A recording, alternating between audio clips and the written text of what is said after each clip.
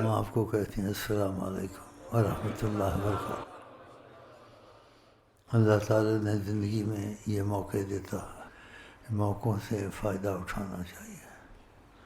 اور نبی کریم اس مہینے کی بہت قدر کرتے تھے، بلکہ اکثر روزے رکھتے تھے۔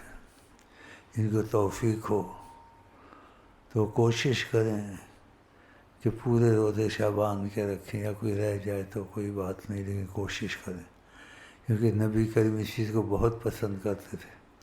جو نبی کریم چیز کو پسند کریں اس کو پسند کرنا چاہیے اور کوشش کرنا چاہیے کہ روزے بہت رکھیں یہ شعبان شریف کے۔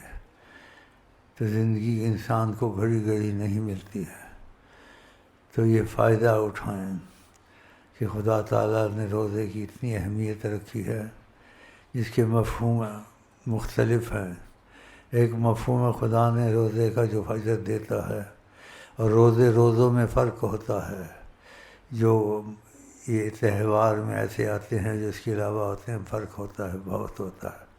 تو روزوں کے متعلق یہ بھی اللہ تعالیٰ کا ایک حدیث کا مفہوم ہے۔ جو روزے رکھتا ہے اس کا نہیں پتہ اس کو کیا ملے گا۔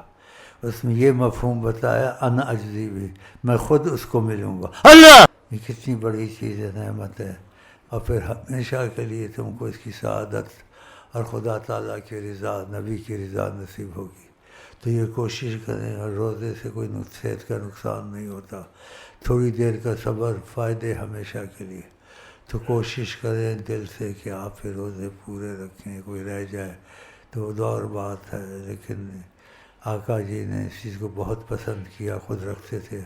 ان کے وقت میں اتنی سہولتیں نہیں تھیں، یہ ٹھنڈے پانی، یہ اے سی ہیں، یہ خوراکیں نہیں تھیں، یا کھجور مل جاتی تھی، یا یہ مل جاتا تھا، وہ بھی نہیں ملتی تھی۔